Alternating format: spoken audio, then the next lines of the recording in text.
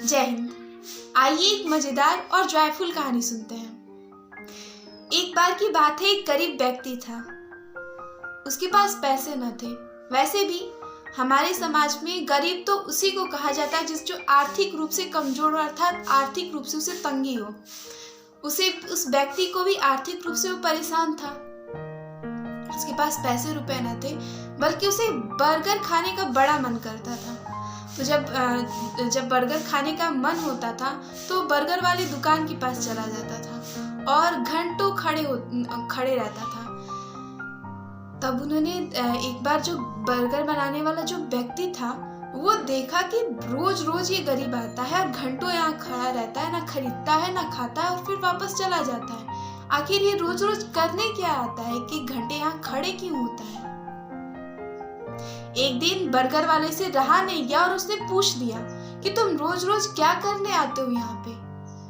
वो जो गरीब इंसान था बड़ा भोला था। उसने कह दिया कि मेरा बर्गर खाने का बड़ा मन होता है, लेकिन मेरे पास पैसे नहीं है कि मैं बर्गर खाऊं, इसलिए मैं रोज आता हूँ और इसके सुगंध लेता हूँ और उसी से अपने मन और पेट भर लेता हूँ, फिर वापस चला जाता हूँ।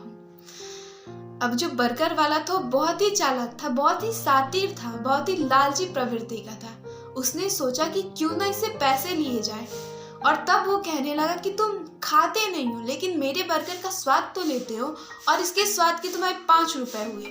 अब मुझे 5 रुपए दो, क्योंकि तुम यहाँ रोज आते हो और इस बर्गर का स्वाद लेते हो, सुगंध लेते हो, और इस सुगंध के 5 रुपए हुए। और जो बूढ़ा व्यक्ति था उसके पास मात्र 3 ही रुपए थे और वो कहता भी था कि मैं खाया नहीं हूँ, मेरा पेट नहीं भरता, इसलिए इसे मैं पैसे नहीं दूंगा। अब वो जो बर्गर वाला था वो उसे लेकर कोर्ट में चला गया और कहने लगा कि ये मुझे पैसे नहीं दे रहा, ये रोज मेरी बर्गर वाली दुकान पे आता है और उसका सुगंध लेता है और चला जाता है, इसलिए इसके सुगंध के 5 रुपए हुए। जज साहब, आप मुझे इसे 5 रुपए दिला दीजिए।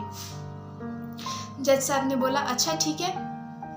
उसने सारे मामले सुने और फिर उन्होंने उस व्यक्ति से, जो बूढ़ा व्यक्ति था, उससे कहा कि तुम मुझे 5 रुपए दो। तो उसके पास 3 ही रुपए थे, तो बोला कि मेरे पास 3 ही रुपए हैं। तो बोले ठीक है 3 रुपए दो। उन्होंने 3 रुपए लिया, बाकी 2 रुपए अपने जेब से मिलाए। अब तो बर्गर वाले को लगा कि मुझे पैसे मिल जाएंगे। तब जज साहब ने अपने हाथों में सिक्के लिए और सिक्के को ऐसे करके बजा दिया।